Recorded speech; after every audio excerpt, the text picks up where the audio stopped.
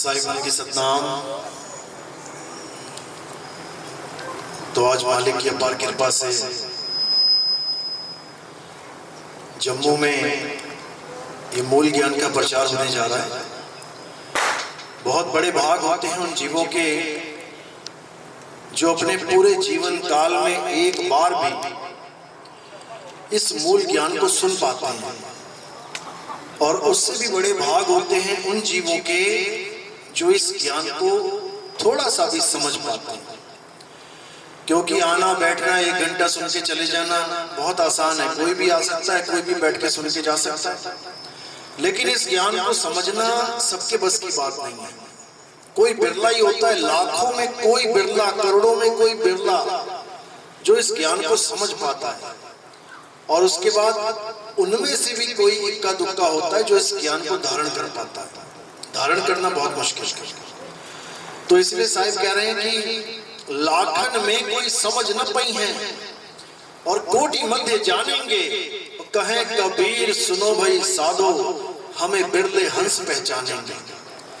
कबीर साहब कह रहे हैं कि ये ज्ञान ऐसा ज्ञान नहीं है कि सारे आए पंडाल में बैठे, सबने सुना और सारे भगत हो गए। ये ऐसा ज्ञान नहीं है।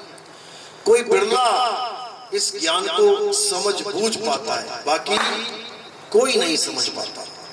तो जिस पे दया मालिक की होती है, परमात्मा की कृपा होती है, उसको ये ज्ञान बड़े बड़े प्रेम से समझ में आता है, एक एक बात समझ में आती है।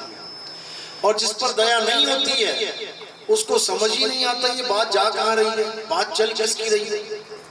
तो आज इस मूल ज्ञान का खुलासा करेंगे कि आखिर इस दुनिया में जो सच्चा ज्ञान है वो है क्या। मूल ज्ञान और पवित्र ज्ञान में फर्क है तो है क्या। कहने को सारी दुनिया भक्ति कर रही है, हिंदू मुस्लिम सिख ईसाई, ऊंची जात नीची जात, बड़ी जात छोटी जात, कुछ ना कुछ सभी कर रहे हैं। लेकिन आखिर सच्ची भक्ति क्या है जो सबके लिए एक है, जिसमें मतभेद नहीं होगा, दो नहीं होंगे, वो एक ही होगी।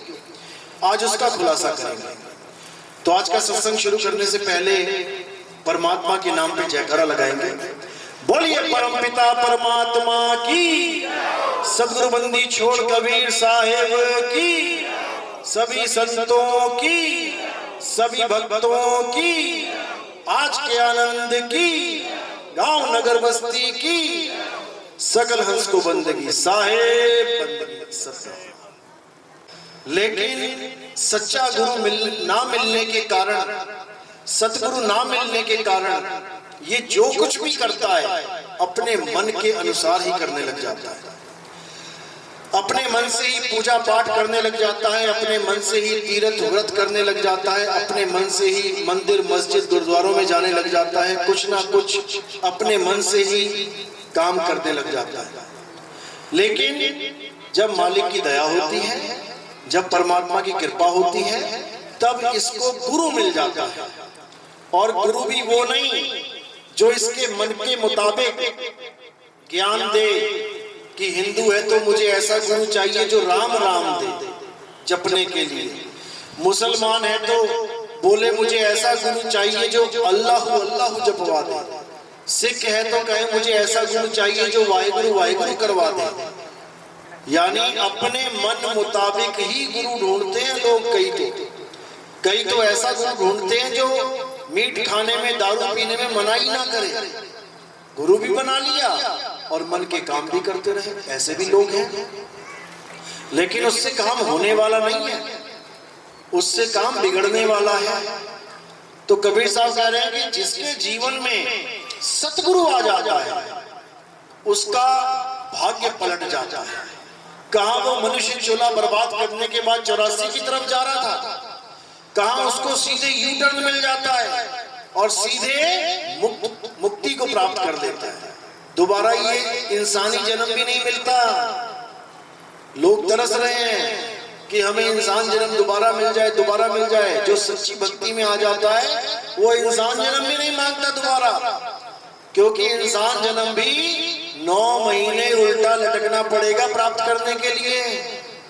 माँ के गर्भ में उसके बाद फिर वही शरीर लेके आओगे, फिर वही किडनी फेल हो गई, फेफड़े खराब हो गए, अस्थमा हो गया, दमा हो गया, कैंसर हो गया, फिर वही रोना धोना लगा रहेगा काया के साथ। तो इस बार क्या करना है, इस बार काया का खेल ही खत्म कर देना है, यानी अब दोबारा कभी जन्म मरण में आना ही नहीं है। लेकिन केवल कहने से ये नहीं हो सकता कि कोई कहे जी मैं दोबारा वापस नहीं आना चाहता तो नहीं आएगा, ऐसा नहीं हो सकता, आना ही पड़ेगा। कारण क्या है, कारण है बीज। तुम खेतों में बीज डाल दो तो नहीं, फसल नहीं उगेगी, अरे डाल दिया बीज, अब उगेगी। तो इसी प्रकार जो अगला जन्म है वो फसल है, वो वृक्ष है, और बीज क्या है, अंत समय में जो तुम विचार करते हो काया का, जब अंत समय आता है तो क्या करते हो, डॉक्टर को क्या बोलते हो, डॉक्टर साहब मैं जीना चाहता हूं, मैं मरना नहीं चाहता। कहने का मतलब क्या है, इनडायरेक्टली क्या बोल रहे हो तुम कि डॉक्टर साहब मैं इस शरीर से जुदा नहीं होना चाहता, मुझे ये शरीर चाहिए, कैसे भी करके शरीर को बचा लो। ये बीज पड़ गया तुम्हारा, जैसे मृत्यु का समय आया तुमने उसी वक्त बीज डाल दिया। अब जब बीज डाल दिया तो पेड़ उगेगा, ऐसा हो नहीं सकता कि ना उगे। तो जब तुम ये कह रहे होते हो कि मैं मरना नहीं चाहता, असल में वो अविनाशी जीव जो कभी मरेगा ही नहीं, कहते हैं ना ईश्वर अंश जीव अविनाशी, जो अविनाशी जीव है वो कहना चाह रहा है कि मैं मरना नहीं चाहता। अरे तू चाहकर भी नहीं मर पाएगा, तू है ही अविनाशी, तो फिर वो किसकी आस में बैठा है, मैं मरना नहीं चाहता, किसके लिए बोल रहा है ये लाइन, ये काया के लिए बोल रहा है कि मेरी काया ना खत्म हो, प्रभु बचा लो। लेकिन ऐसा होने वाला नहीं है। अरे यार राम जी की काया नहीं बची, कृष्ण जी की काया नहीं बची, यहाँ सब काया लेके आए और काया छोड़ के चले गए, तू कहां बचेगा, तेरी काया भी मिट्टी में मिलेगी।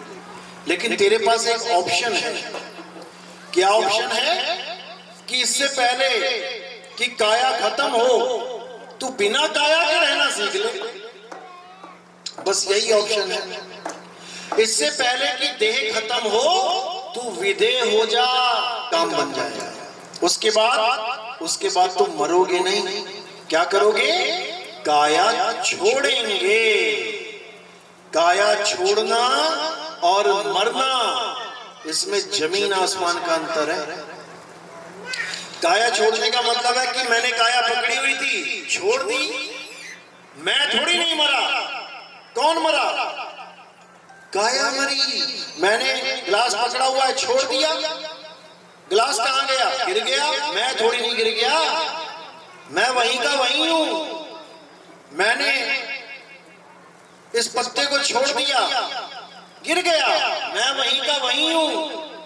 इसी प्रकार जब आत्मा शरीर को छोड़ना सीख जाती है तब शरीर तो गिर जाता है, लेकिन आत्मा वहीं की वहीं रहती है, अचल स्थिर।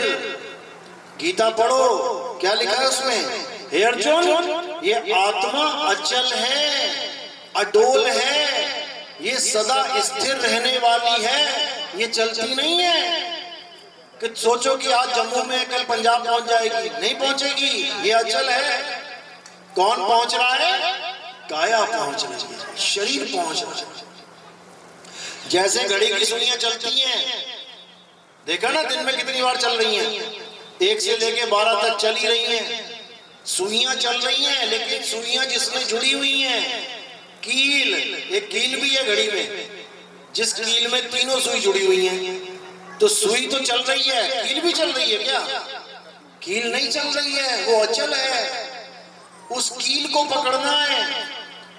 इसीलिए साहिब कह रहे हैं कि सब उसकी भक्ति में लग गए जो चल रहे हैं। राम जी चल रहे हैं, श्याम जी चल रहे हैं, हनुमान जी चल रहे हैं, शेरा वाली माता चल रही है, पीर पैगंबर चल रहे हैं, सब नबी चल रहे हैं, सब गुरु साहिबान चल रहे हैं, सब चल की भक्ति में लग गए, लेकिन अचल कील को कोई नहीं समझ पाया, अचल आत्मा को कोई नहीं समझ पाया। उसी को समझाया जा रहा है। क्या बोल रहे हैं? कह रहे चलती चक्की देख के और दिया कबीरा रोए, दो पाटों के बीच में अरे साबुत बचा ना कोई। ऐसी भक्ति में लग गए हम लोग जो दो पाटों के बीच में खुद ही नहीं बचे। कौन बचा यहाँ पे? बता दो कोई बचा हो तो। जिसकी हम पूजा कर रहे हैं सबके सब आए चले गए, शरीर छूट गया, मिट्टी में मिल गया। कहते हैं एक पाट धरती चले और एक चले आसमान, इन दोनों के बीच में पिस गया सकल जहान। बता दो कोई नहीं पिसा हो तो? सारे पिस गए। क्यों? क्योंकि सब चल रहे हैं। जो चल रहा है वो एक दिन खत्म होगा। आपके यहाँ बेड पड़ा होगा, वो चल नहीं रहा है, एक ही जगह पड़ा है, लेकिन 15 साल बाद आप उसको जब बदलोगे तो क्या कहोगे? ये बेड बहुत चला, ये बहुत बढ़िया चला। कहाँ चला? ये तो वही रहा। चलने का मतलब आयु ढल जाना, चीज खराब हो जाना। ये कपड़ा बड़ा चला, यानी जो चीज भी चल रही है, पैदा हो रही है, नाश हो रही है, वो सब चल अवस्था में है।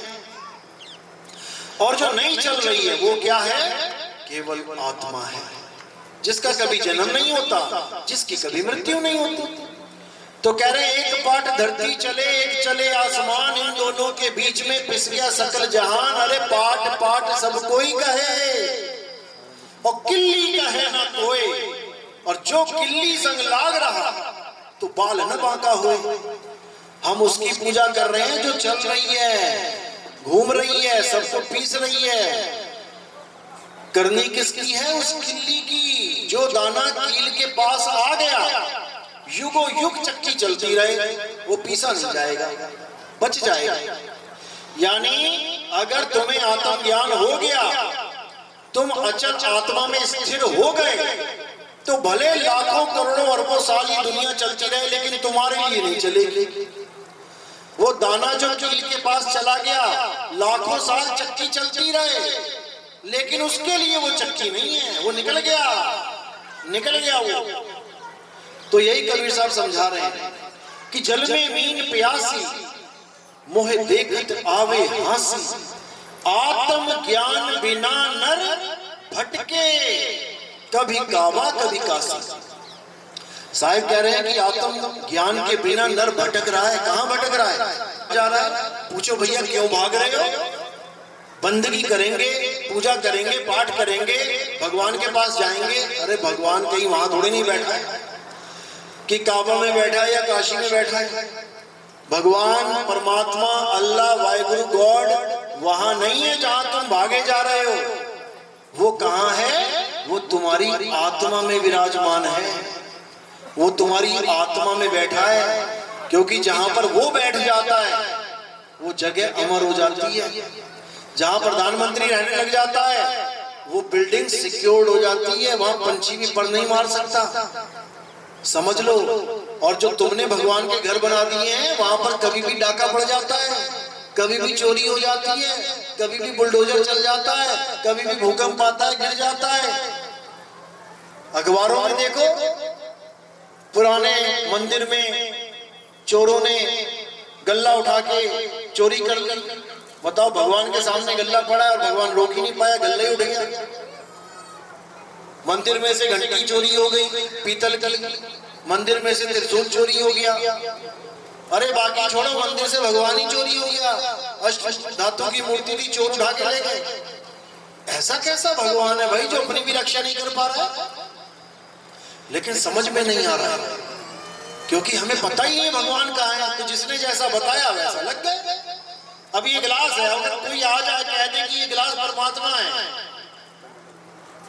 तो कहो इसको भी टीका लगा के पूजा होने लग जाए। और तुम कहोगे हम तो नहीं मानेंगे गिलास को परमात्मा। तो मान तो लिया ना पत्थर को परमात्मा। तुमने मान लिया पत्थर को राम जी, पत्थर को श्याम जी, पत्थर को हनुमान जी। माना कि नहीं माना? मान लिया। क्या राम जी पत्थर के थे? क्या श्याम जी पत्थर के थे? या हनुमान जी पत्थर के थे? दिखा दो इतिहास में कहीं लिखा हो तो। एक औरत के बारे में बता रखा है कि वो पत्थर की हो गई थी। कौन? अहिल्या। वो तो समझ में आती है बात कि भैया वो पत्थर की हो गई थी। उसकी पत्थर की मूर्ति बनाओ, समझ में आता है कि हाँ ऐसी थी वो। और तुमने राम को भी पत्थर बना दिया, श्याम को भी पत्थर बना दिया। राम जी तो वो थे जिन्होंने पत्थर की अहिल्या पे पैर लगाया और वो पत्थर से इंसान हो गई। यानी भगवान वो है जो पत्थर को भी इंसान बना दे, और इंसान वो है जो भगवान को भी पत्थर बना दे। बड़ा कौन है? कौन है बड़ा? यानी कि अज्ञानता है। भगवान राम ना तो कभी पत्थर के थे, ना हैं और ना होंगे। श्री कृष्ण जी ना कभी पत्थर के थे, ना हैं, ना कभी होंगे। क्यों नहीं होंगे? कारण क्या है? क्योंकि वो गीता में 1000 बार बोल गए कि हे अर्जुन, ये जो शरीर तुम्हें दिखाई दे रहा है, ये मेरा शरीर, ये मैं नहीं हूं। ये मैं नहीं हूं कि तुम आंख, कान, नाक, हाथ, पैर, छाती, जांघें, कंधे देख के कहो कि ये कृष्ण जी है। नहीं है, ये मेरा शरीर है। मेरा शरीर मैं नहीं। जैसे मेरा गिलास, मेरी कार, मेरा घर, मेरा बैग, मेरा झोला मैं नहीं, मैं तो कुछ और हूं। क्या हूं? हे अर्जुन, मैं आत्मा हूं। मैं अजर अमर अविनाशी हूं। मेरा ना तो कभी जन्म होता है और ना ही कभी मेरी मृत्यु होती है। जैसे मैं अमर हूं वैसे ही तू भी अमर है। तू भी शरीर नहीं है कि तू अपने आप को शरीर मान रहा है। ना तू शरीर है, ना मैं शरीर हूं। क्यों? शरीर तो मिट्टी की ढेरी है। मिट्टी की ढेरी है शरीर, तुम नहीं हो। तुम कौन हो? आत्मा हो, जो इस मिट्टी को चला रही है। देखो कैसे मिट्टी का हाथ उठ रहा है। देखो किसकी वजह से? आत्मा की वजह से। देखो पंखा चल रहा है, किसकी वजह से? करंट की वजह से। तो ये आत्मा इतनी जबरदस्त चीज है कि इसने मिट्टी के शरीर को जिंदा कर रखा है। और जैसे ही आत्मा शरीर को छोड़ देती है, ये मिट्टी की ढेरी वहीं गिर जाती है जमीन पे। फिर जितना मर्जी बोल ले, पापा उठो, मम्मी उठो, भाई उठो, वो ना उठने वाला। क्योंकि जो इसको चला रहा था उसने इसको छोड़ दिया। पंखा चल रहा है, जैसे ही करंट गया, बत्ती चली गई, बिजली गई, अब तुम 1000 बार कह दो पंखे को घूम ले भाई, घूम जा भाई, वो ना घूमता। क्योंकि जो उसको घुमाने वाला था वो चला गया। इसी प्रकार जो हमारी आत्मा है, ये हमारा असली स्वरूप है। और ये जो हमारी काया है, ये नकली स्वरूप है। आदमी औरत नकली स्वरूप है, बच्चा बूढ़ा जवान नकली स्वरूप है। समझ लो इस बात को। नकली स्वरूप मरेगा क्योंकि मरा ही हुआ है। ये काया जिंदा नहीं है, ये काया मरी हुई है, लेकिन आत्मा की वजह से जिंदा लग रही है। जैसे एक कार जिंदा है कि मरी हुई है? कार जिंदा है कि मरी हुई है? कार में आत्मा होती है क्या? नहीं होती, मरी हुई है। लेकिन तुमसे तेज भागती है। तुम भागोगे 20 की स्पीड में, वो भागेगी 120 की स्पीड। मुर्दा होके भाग रही है, अपने आप भाग रही है क्या? कोई भगा रहा है, कोई उसको भगा रहा है। जो उसको भगा रहा है, जब उसका स्विच ऑफ करके बाहर आ जाए, चाबी निकाल के बाहर आ जाए, तो वो मुर्दा है।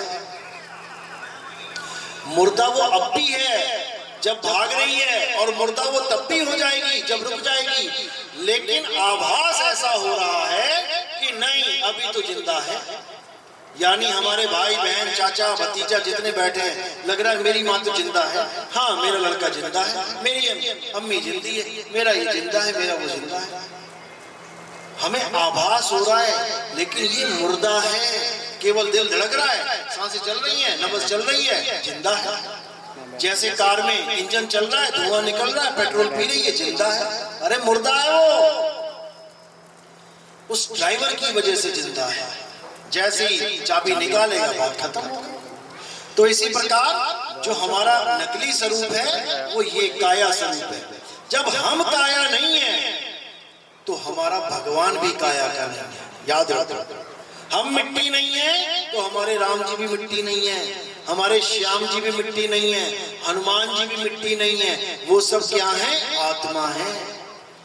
तो कबीर साहब ने दोहे के माध्यम से समझाया कि राम कबीरा एक है और कहन सुनन में दो करके वो जानते जिन्हें सतगुरु मिलाना हो। देखने में राम और कबीर एक धनुष बाण लेके खड़े हैं और एक अपना आसन में बैठे हैं, दाढ़ी मूंछ टोपी वाले। अब अगर किसी अज्ञानी को बोलोगे कि ये एक है कि दो, वो कहेगा दो है। लेकिन जब किसी ज्ञानी से पूछोगे एक है या दो, तब वो आत्म तत्व को देखते हुए क्या कह देगा? एक ही है, एक ही है। जैसे 1000 पंखे चल रहे हैं तो अज्ञानी क्या सोचेगा? 1000 पंखे अलग अलग तरह से चल रहे हैं, अलग अलग ताकत से चल रहे हैं। राम जी अलग ताकत से चल रहे हैं, शंकर जी अलग ताकत से चल रहे हैं, हनुमान जी अलग ताकत से चल रहे हैं, आप और हम अलग अलग ताकत से चल रहे हैं। लेकिन जो ज्ञानी होगा, जानते जिन्हें सतगुरु मिलाना हो, जब तक तो पवित्र ज्ञान आपको दुनिया से मिलता रहेगा। मंदिर चले जाओ, मस्जिद चले जाओ, गुरुद्वारे चले जाओ, चर्च चले जाओ, यहाँ चले जाओ, वहां चले जाओ, कहीं भी चले जाओ, तुम्हें कोई भी ज्ञान मिलता रहेगा। वो सब ज्ञान पवित्र ज्ञान में आता है। पवित्र ज्ञान का मतलब क्या है? कि तुम नशों से दूर हो जाओगे, गांजा भांग अफीम से दूर हो जाओगे, तुम चोरी से, तुम डाका डालने से, तुम नशों से, तुम मीट मांस खाने से दूर हो जाओगे और भगवान के प्यारे कहलाओगे। तुम मंदिर जाओगे, रोज जा रहे हो, रोज। भले मंदिर जाने से मुक्ति नहीं मिलती, लेकिन तुम रोज जा रहे हो। बारिश हो, धूप हो, कुछ भी हो, तूफान चले, तुम जा रहे हो। अब तुम्हारे ऊपर टैग लग जाएगा कि ये बंदा बड़ा भगत है, ये भोले का बहुत तगड़ा भगत है।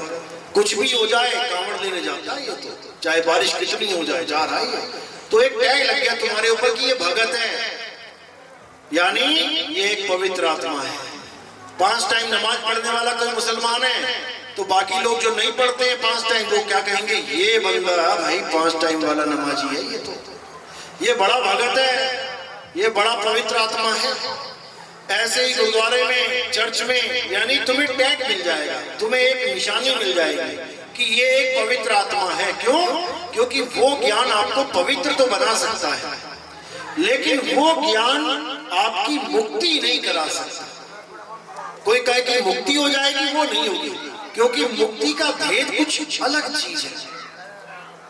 मुक्ति का भेद का मतलब है कि तुम्हें ऐसा ज्ञान प्राप्त हो जाए जिसके प्राप्त होने के बाद तुम्हें शरीर की जरूरत ना पड़े, बिना शरीरों के रहना सीख जाओ।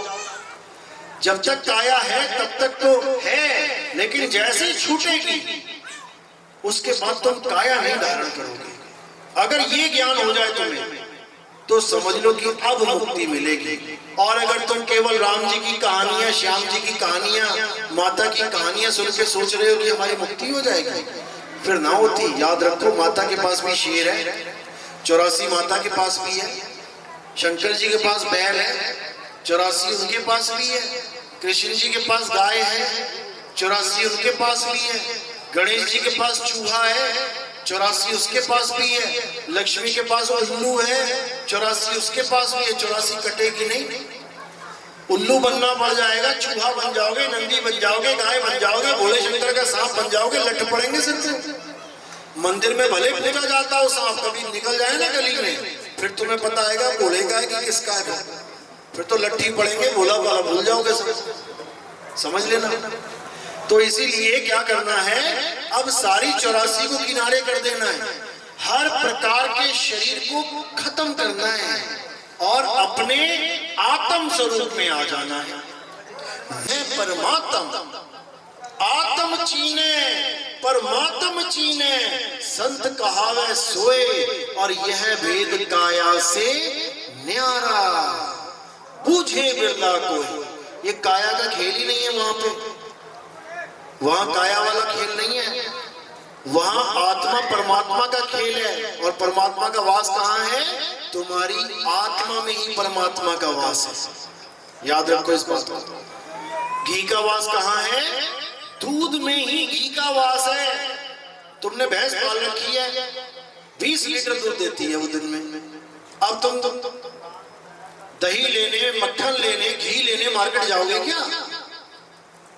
बाल्टी भर के पड़ी है दूध तुम्हारे अंदर, तुम्हारे घर में। कोई दही लेने जा रहा है मार्केट में तो महामूर्ख ही होगा। कोई मक्खन लेने जा रहा है महामूर्ख ही होगा। कोई घी लेने जा रहा है महामूर्ख ही होगा। क्यों? सारा भंडार तो घर में पड़ा हुआ है। अब वो महामूर्ख कौन है? जिसको दूध में से ना तो दही बनाना आता है, ना मक्खन बनाना आता है, ना घी बनाना आता है। वही है महामूर्ख, और दर दर भटक रहा है अपने दूध को छोड़ के। तो इसी को साहिब समझा रहे हैं। ज्यों तिल माही तेल है, तिल की बोरी भरी पड़ी है तुम्हारे यहाँ, तुम्हें तेल निकालना नहीं आता। अब बताओ क्या करोगे? अब मार्केट जाके तेल लेके आओ, और तिल की बोरी भरी पड़ी है, आता ही नहीं निकालना। तो कह रहे ज्यों तिल माही तेल है, और ज्यों चकमक में आग, तेरा साईं तुझ में है, जाग सके तो जाग। अगर तुम जाग गए तो तुम्हारा साईं तुम में ही है, तुम्हारी आत्मा में ही परमात्मा प्रकट हो जाएगा। उसके बाद तुम्हें एक कदम भी नहीं चलना पड़ेगा कि मैं कहीं जाऊं और भगवान को देखने मिलने जाऊं। ऐसा कुछ नहीं, फिर वहीं प्रकट हो जाएंगे साहिब। वो मालिक बंदी छोड़, परमात्मा तुम्हारी आत्मा में विराजमान है। इसीलिए बचपन से गाते भी आए हैं कि तुझ में राम, मुझ में राम, सब में राम समाया, सबसे कर लो प्रेम जगत में, कोई नहीं पराया। गाते तो आए हैं, गाते तो ये भजन भी आए हैं, मेरे रोम रोम में बसने वाले राम। तो तुम्हारे रोम क्या मंदिर में लगे हुए हैं? कहाँ है तुम्हारे रोम? मेरे रोम रोम में बसने वाले राम गा तो दिया, सुरताल में कैसेट बिकवा दी, सारी लाखों करोड़ों में कमा लिए। उसके बाद फिर मंदिर में चले गए पत्थर से माथा फोड़ने अपना। अब बात चल रही है रोम रोम की। रोम है ये, छोटे छोटे रोम। कह रहे मेरे रोम रोम में बसने वाले राम, यानी मेरे दूध में बसने वाले घी। और उसके बाद घी कहां ढूंढने जा रहे हो? गली नंबर 4 में। तो बात नहीं बनेगी। इसको समझना पड़ेगा आपको अच्छे से। तुझ में राम, मुझ में राम का मतलब ये नहीं है कि धनुष बाण वाला राम। मुसलमान कहेगा भैया तेरे अंदर ही राम होगा, मेरे अंदर नहीं है, मैं ना मानता उसको। फिर क्या करोगे? वाणी फेल हो गई। तुझ में राम, मुझ में राम का मतलब है आत्म राम। तुझ में आत्म राम, मुझ में आत्म राम, सब में आत्म राम समाया। सब में आत्मा समा रही है। आत्मा का नाम सुना है? किस किस ने सुना? हाथ खड़ा करें। पूरे जीवन में जिसने केवल एक बार भी सुना हो आत्मा, किसने सुना? हाथ खड़ा करो। जिसने नहीं भी खड़ा किया ना, सुना उसने भी है। जाने दो, आलसी हो गए हैं लोग, कोई बात नहीं। तो कह रहे हैं कि जो आत्मा है, जो सबने सुना हुआ है, ऐसा कोई है ही नहीं जिसने आत्मा ना सुना हो। ऐसे फूटे भाग किसी के नहीं होंगे। छोटे से बच्चे से भी पूछोगे ना, कभी आत्मा सुना? हाँ मैंने सुना है आत्मा, वो यूट्यूब पे देखा था, प्रेत आत्मा, भूत आत्मा, सुना उसने भी होगा। आत्मा सबने सुना है। सब अपनी अपनी आत्मा लेके आए हैं। किसी के घर में तो नहीं छूट गई कि जल्दबाजी में चूल्हे के पास छूट गई हो चाय बनाते बनाते, कि जल्दबाजी में बाथरूम में कपड़े बदले वहीं टंगी रहेगी बेचारी, तुम वापस इधर आ गए। ऐसा कभी नहीं हो सकता। ऐसा कभी क्यों नहीं हो सकता? क्या कारण है? क्योंकि अगर तुम यहां तक पहुंच गए हो, इसका मतलब आत्मा है। और कहीं रास्ते में आत्मा शरीर छोड़ देती तो बिना आत्मा के आ जाते, वहीं पड़े होते कहीं पे। तो अपनी अपनी सब आत्मा लेके आए हो ना। तुम आत्मा लेके आए हो, आत्मा तुम्हें लेके आई है, पहले ये समझ लो। अगर तुम आत्मा को लेके आते तो आत्मा को कहीं छोड़ के आ भी सकते थे, क्योंकि तुम ला रहे हो। अब आत्मा तुम्हें लेके आ रही है, इस काया को आत्मा लेके आ रही है, तभी तो यहाँ पहुंची है। अगर ये रास्ते में आत्मा इसको छोड़ देती तो तुम यहां पहुंच ही ना पाते। इसकी इतनी बड़ी महिमा है, लेकिन इसको कोई जानता ही नहीं। हिंदू सुबह घर से निकल रहा है थाली लेके मंदिर के लिए, पूजा करने के लिए, अगर रास्ते में उसका शरीर छोड़ दिया तो मंदिर पहुंच जाएगा क्या? भगवान इंतजार करता रह जाएगा, आया नहीं भाई, कहां रह गया? उस आत्मा की वजह से तुम मंदिर पहुंच पा रहे हो। अगर कोई मुसलमान भाई मस्जिद जा रहा है नमाज पढ़ने, रास्ते में शरीर छोड़ दिया ना आत्मा ने, तो वहीं रास्ते में नमाज हो जाएगी, वहीं लेट जाएगा। अगर सिख भाई ईसाई भाई के साथ भी ऐसा हो जाए, वहीं पे गिर जाएंगे। तो जो आत्मा है जो तुम्हें हर जगह लेके जा रही है, लेके आ रही है, हर पूजा तुम्हारी संपन्न कर रही है, हर मंत्र तुम्हारे सिद्ध करवा रही है, तुम मुंह से बोल रहे हो राम राम राम राम राम, किसकी वजह से? किसकी वजह से? भगवान की वजह से, आत्मा की वजह से। अगर आत्मा निकल गई ना तो राम राम राम राम राम मां भी ना बोल पाओगे पूरा। आत्मा की वजह से तुम राम बोल पा रहे हो, आत्मा की वजह से तुम अल्लाह बोल पा रहे हो, आत्मा की वजह से तुम गॉड, तुम वाहिगुरु बोल पा रहे हो, और उसी आत्मा को तुम जान नहीं पा रहे हो कि वो आत्मा है क्या। तुम्हारे साथ रहती है हमेशा हमेशा। तुम्हारी जितने भी तुमने कपड़े पहन रखे हैं सब तुम्हें पता है ये मेरा है, ये मेरा है, ये मेरा है। तुम्हारी चप्पलें सब इकट्ठा कर देना, अगर ढेर लगा दे तब भी अपनी अपनी खिसका लोगे, निकाल लोगे, अपने अपने मोबाइल पहचान लोगे, क्योंकि तुम्हारे साथ रहती है वो चीजें। लेकिन तुम्हारे साथ 24 घंटे नहीं रहती, तब भी तुम उसको पहचान रहे हो। जो 24 घंटे तुम्हारे साथ रहती है कौन? आत्मा। तुम उसको नहीं जानते, जिसके बिना तुम एक सांस नहीं ले सकते, बिना उसके तुम्हारी सांस नहीं चल सकती, वो हमेशा तुम्हारे अंग संग है, उसको तुम नहीं जान रहे। इसीलिए अज्ञानता में, इसी आत्मा का ज्ञान ना होना अज्ञानता कहलाता है, और अज्ञानता हमें 1,84 में लेके जाता है। फिर तुम्हें नाना प्रकार की योनियों में जाना पड़ेगा, कुत्ता, बिल्ली, हाथी, घोड़ा, सूअर। जिस नाली में तुम कभी उंगली नहीं डाल सकते, उसमें तुम्हें नाक डाल डाल के खाना पड़ेगा भोजन। जब तुम सूअर बन जाओगे तो ये मत सोचना कि सूअर तुम नहीं बनोगे, कईयों को बना रखा उसने। उसका नाम काल भगवान है, वो सबकी हालत खराब कर देता है। तो ऐसा कोई बचा नहीं जिसने 84 भोगी नहीं। 84 भोगने के बाद ये शरीर मिला इंसानी जन्म, लेकिन हमें यही नहीं पता कि मिला क्यों है, इसलिए हम इसको बर्बाद करने में लगे हुए हैं। हमें पता ही नहीं है ये मिला क्यों है, इसको बर्बाद कर रहे हैं। ये इंसानी जन्म क्यों मिला है? इस जन्म मरण का बंधन तोड़ने के लिए। कैसे टूटेगा? अपनी आत्मा का ज्ञान प्राप्त करके टूटेगा। बाकी लोग क्यों नहीं तोड़ सकते? ये कुत्ता, बिल्ली, हाथी, घोड़ा, ये क्यों नहीं बंधन तोड़ सकते? क्योंकि ये कभी सत्संग समझ ही नहीं सकते। बिल्ली को तुम कितना समझा लो, तू शरीर नहीं तू आत्मा है, तू शरीर नहीं तू आत्मा, क्या करेगी वो? समझ जाएगी? कभी नहीं समझेगी। शेर को समझा लो, हाथी को समझा लो, घोड़े को समझा लो, चींटी, मच्छी, मच्छर को समझा लो, कोई नहीं समझेगा। लेकिन आदमी समझ सकता है, इंसान समझ सकता है। तुम लोग को समझ में आ रही ना बात मेरी? मुंडी हिला रहे ना, हाथ नहीं उठाते, मुंडी हिलाना आसान है। इसीलिए इंसान जन्म है, इसीलिए मुंडी हिला रहे हो। अगर यहाँ तोते बैठे होते ना तो राम राम तो रट लेते, लेकिन राम को समझ नहीं पाते। तोता भी राम राम रट लेता, तुमसे अच्छा रट लेता है। कहो राम जपने से मुक्ति हो जाएगी, तुमसे पहले तोते की हो जाएगी। वो 24 घंटे रट सकता है राम राम राम राम राम राम राम, तुम भूल जाओगे राम को। वो 24 घंटे राम राम राम राम करेगा।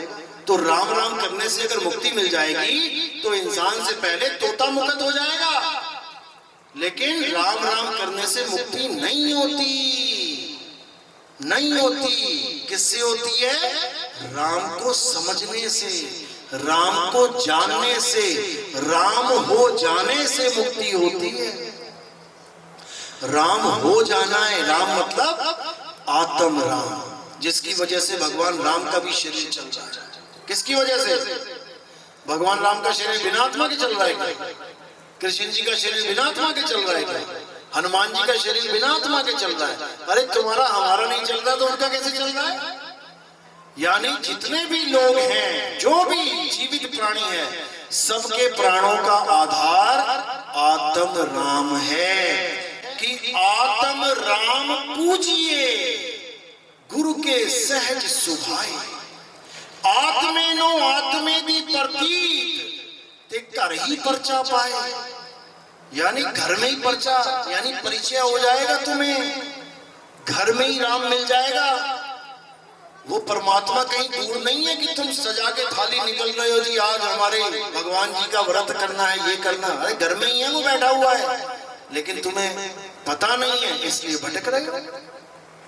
जैसे हिरण भटक रहा है, कस्तूरी कहाँ है? नाभि में। और हिरण कहाँ भटक रहा है? जंगल में। कस्तूरी कुंडल बसे और मृग ढूंढे वन माही, ऐसे रमता राम है ये दुनिया जाने नहीं। वो रमता राम हम सब में रम रहा है, लेकिन हमें उसका पता ही नहीं है, इसलिए हम इसकी खोज नहीं कर रहे हैं। अब पत्थर में भगवान मानना आसान है, लेकिन इंसान में भगवान मानना मुश्किल है। इंसान में भगवान मानना क्यों मुश्किल है? क्योंकि भगवान तुम्हें दिख नहीं रहा, यानी आत्मा तुम्हें दिख नहीं रही, तुम्हें शक्लें दिख रही। ले इसको भगवान मानो मैं, दुनिया भर का मीट खा जाता है ये तो, इसको भगवान मानो। ये तो सुबह शाम गालियां देता है, इसमें कहां से परमात्मा आ गया?